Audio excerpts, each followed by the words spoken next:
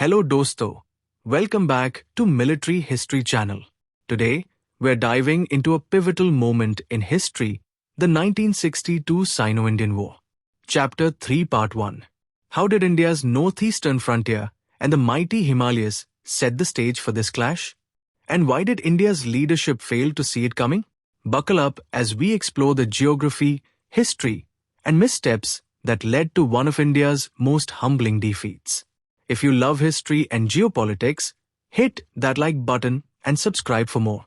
Even today, nearly 70 years after India's independence, the northeastern states and trans-Himalayan regions like Jammu and Kashmir remain blanks on our mental map. Back in the 1950s, India's leadership was geopolitically naive and its military was in disarray. The Indian Army, inherited from the British, had fought bravely in World War II, but its senior officers lacked high-level command experience. Picture this, India's top officers had barely led battalions. And then, boom, they're thrown into the 1947 Kashmir conflict with Pakistan. Both sides were equally unprepared, so India's weaknesses didn't fully show. But a bigger storm was brewing on the horizon.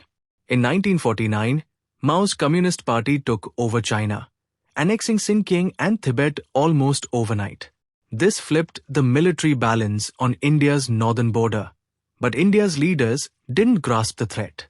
They underestimated China's expansionist ambitions and its battle-hardened military might. Moving next, let's talk geography. The Indian subcontinent is a fortress, guarded by the Himalayas, a 2,500-kilometer-long, 300-kilometer-wide wall with over 114 peaks soaring past 20,000 feet. To the west, the Hindu Kush and Karakoram ranges form a rocky barrier. To the east, the Naga Patkai and Arakan Yoma hills create a helmet-like shield. But here's the catch, this fortress isn't impenetrable. Historically, invaders like Mahmud of Ghazni slipped through passes in the Hindu Kush. In the east, tribes like the Ahom migrated peacefully into Assam.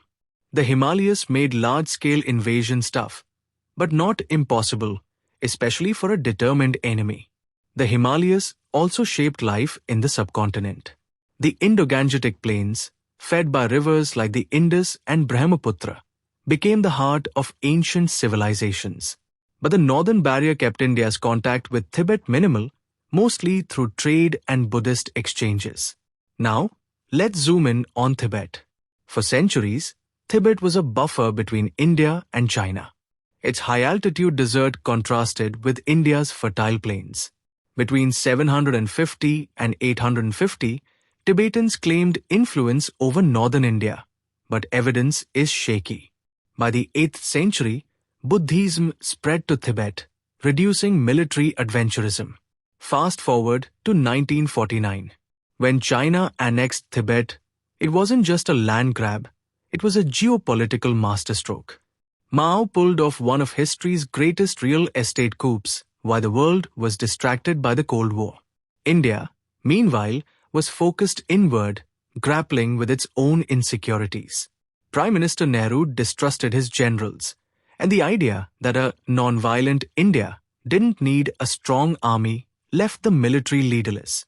Contrast that with China's PLA, battle-tested from fighting Japan, the nationalists, and the US in Korea. They were ready for modern warfare. India was not.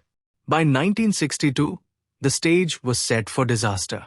India's commanders were flat-footed, unable to adapt when China went on the offensive.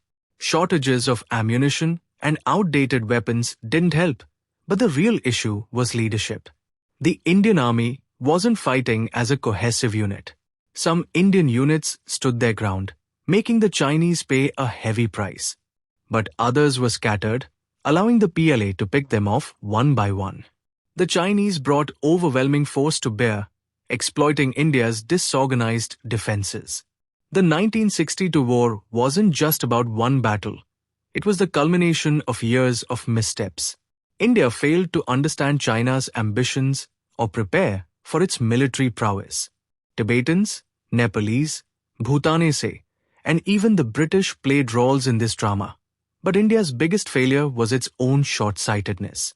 The 1962 war was a wake-up call. India's indifference to its history and borders cost it dearly.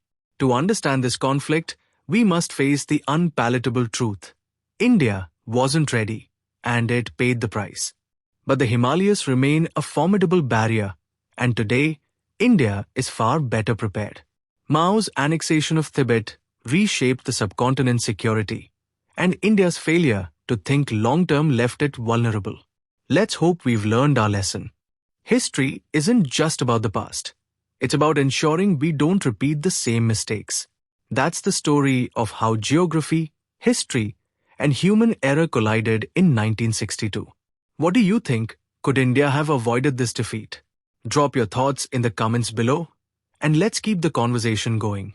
If you enjoyed this deep dive, give us a thumbs up, subscribe, and hit the bell icon for more history and geopolitics.